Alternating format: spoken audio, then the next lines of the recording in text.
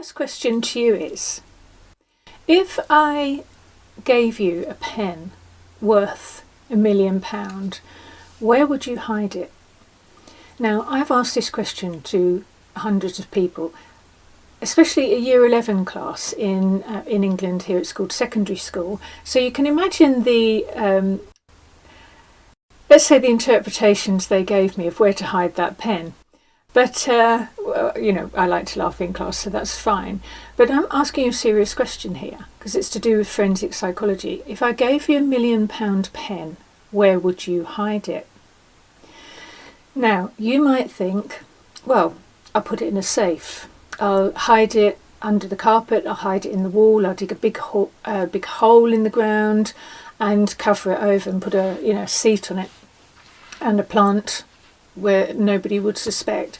But let me tell you, people who are thieves, first of all, go into your bedroom if they're coming into your house to steal, and they might remove the bottom drawer of that cabinet next to your bed because you think it's a great secret hiding place.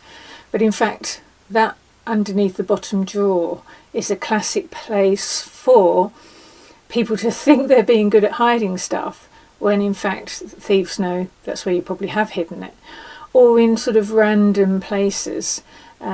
So the more unusual place, the better, but it needs to be somewhere very basic.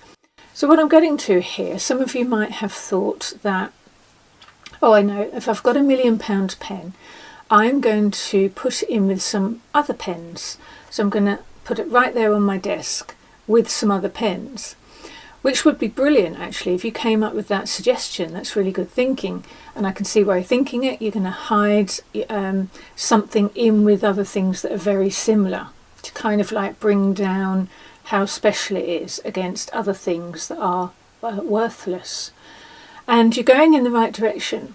But really where you need to hide £1,000,000 pen is just chuck it on the desk, and wherever it falls is where you leave it. And the reason why you leave it there is because the first thing I want to teach you tonight, if you didn't already know this, is that things are hidden in plain sight. So for example, the most invisible person on the street is who? You know, who's the most invisible person on the street? The old man walking along slowly, the children playing. Well, actually, it's the person in the high-vis jacket, the one who, you know, might be a service engineer, might be a dustman, you know, somebody might be a road worker.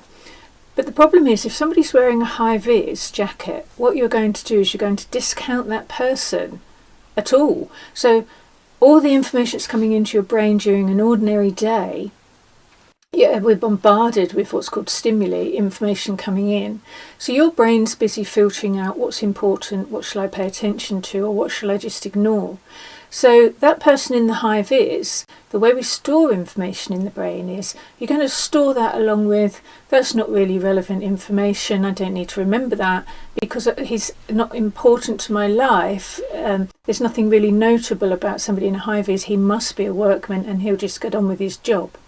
But actually, he is the most invisible person on the street. And so if somebody's in disguise and they want to come onto your property and steal things from you or get access to your internal world, and I mean initially inside your house and then secondarily inside your mind, then they could walk up your garden path with a high-vis jacket on, and even your neighbour wouldn't bat an eyelid because everybody dismisses them. So the most invisible person on the street is the one in the high vis, for example. So the £1,000,000 pen on the desk, what I'm saying here is things are hidden in plain sight. By the way, there's no assessments on this course.